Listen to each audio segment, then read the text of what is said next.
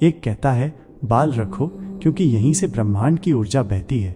दूसरा कहता है बाल काट दो क्योंकि यहीं से अहंकार पलता है। तो अब बताओ आध्यात्मिक कौन, जटाधारी ऋषि या मुंडित भिक्षु?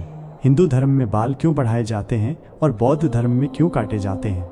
बाल शरीर नहीं, चेतना से जुड़ा हिस्सा है। बाल केवल सौंदर्य नहीं है, ये मन और ऊर्जा का विस्तार है। हिंदू दर्शन कहता है कि ज्ञानी हमारा शरीर पंच तत्वों से बना है, अग्नि, वायु, जल, पृथ्वी और आकाश। और बाल, खास तौर पर सिर के बाल, आकाश तत्व से जुड़े होते हैं। इसलिए ऋषि मुनि बाल नहीं काटते, क्योंकि वो मानते हैं कि जितना शरीर को छेड़ोगे उतना ध्यान टूटेगा। हिंदू साधना कहती है शरीर भी साधना का हिस्सा है, उसे रोको नहीं, दिशा दो। इसलिए बाल बढ़ने दो, भोजन सादा रखो, नींद कम करो, मौन रखो। जितना प्राकृतिक बनोगे उतना चेतना ऊंची होगी। जटाएं साधना के समय का प्रतीक होती हैं, मतलब ये कि मैंने समय, दर्पण, सजावट सब त्याग दिए। बौद्ध साधना प्रकृति को ही छोड़ देना। बुद्ध का रास्ता कहता है तू प्रकृति नहीं है, तू शुद्ध चेतना है। इसलिए बाल शरीर की सजावट है। सजावट इक्वल्स पहचान, पहचान इक्वल्स अहंकार और अहंकार इक्वल्स दुख। इसलिए जब भिक्षु सिर मुंडवाता है तो वो कहता है मैं अब कुछ नहीं हूँ, न राजा, न ब्राह्मण, न सुंदर, न कुरूप, सिर्फ एक शून्य। सरल भाषा में अंतर, हिंदू दृष्टि, बौद्ध दृष्टि, बाल ऊर्जा के स्रोत, पहचान का बोझ, साधना। प्रकृति से जुड़कर, प्रकृति को छोड़कर, उद्देश्य ब्रह्म से एक होना, शून्य में समा जाना तरीका। शरीर का सम्मान, शरीर का त्याग। मेरी नजर से ये केवल बाल नहीं, ये एक द्वार है, एक पुल है जो इस लोक को उस लोक से जोड़ता है। ये जटाओं से बह रही है गंगा, पृथ्वी पर गिरती हुई एक शक्ति जो जीवन की धारा बदल सकती है। पर प्रश्न ये है, सभी ऋषि, देवता और तपस्वी, इनके बाल लंबे क्यों होते थे? क्या ये केवल त्याग था या कुछ और? बाल हमारे तंत्रिका तंत्र, नर्वस सिस्टम का एक विस्तार होते हैं। जैसे रेडियो का एंटीना तरंगे पकड़ता है, वैसे ही बाल भी सूक्ष्म ऊर्जा तरंगों को पकड़ते हैं। अमेरिकी सेना ने एक प्रयोग किया था जिसमें पाया गया कि नेटिव अमेरिकन स्काउट्स की छठी इंद्रिय बाल कटवाने के बाद कमजोर हो गई। बाल सहस्रार चक्र के पास स्थित होते हैं, जहां से ब्रह्मांडीय ऊर्जा प्रवाहित होती है।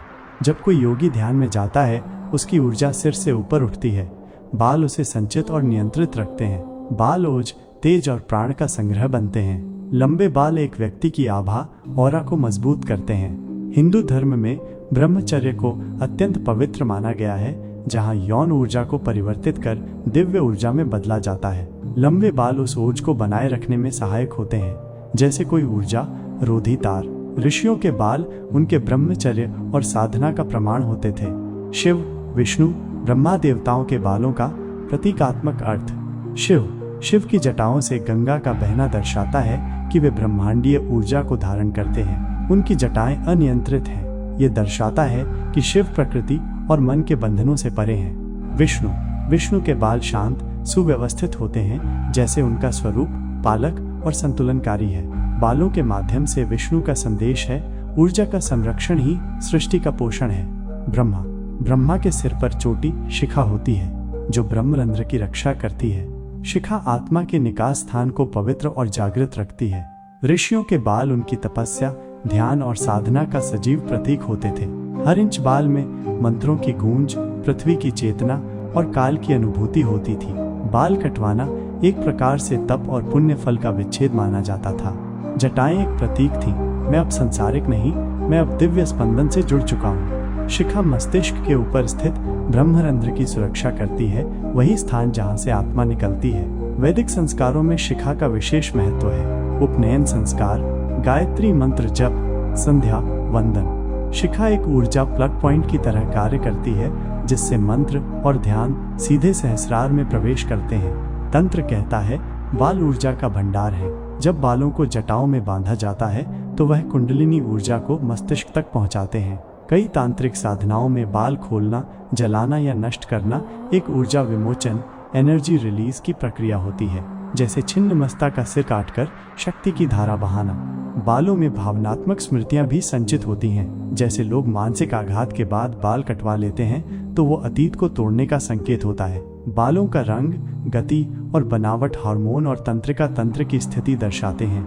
लंबे बाल वाले लोग अक्सर अधिक संवेदनशील, आभासी और अंतर्दृष्टिपूर्ण होते हैं। जब एक ऋषि ने अपने बालों को खुला छोड़ा तो उसने संसार के बंधनों को तोड़ा। जब शिव ने अपनी जटाएं बांधी तो उन्होंने ब्रह्मांड को समेट दिया। और जब तुम अपने बालों को केवल श्रृंगार समझते हो तब तुम एक पूरी सृष्टि की चेतना को अनदेखा कर रहे हो। ये बाल नहीं, ये तुम्हारा अंतराकाश है।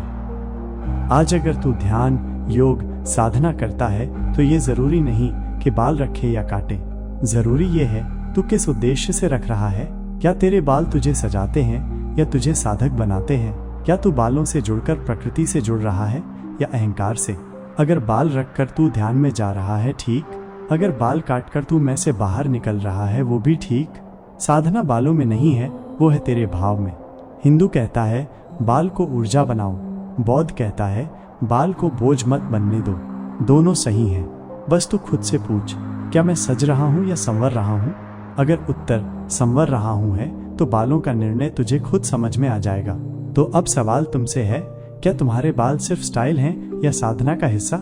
क्या तुम बालों के पीछे छिपे मैं को पाल रहे हो या आत्मा को उभार रहे हो? अगर तुम्हें अपना असली स्वरूप पाना हो तो क्या तुम अपने शरीर को अपनाओगे या त्याग दोगे? सोचो, क्योंकि बाल तो फिर उग जाएंगे, लेकिन चेतना एक बार जाग गई तो फिर कभी सोती नहीं।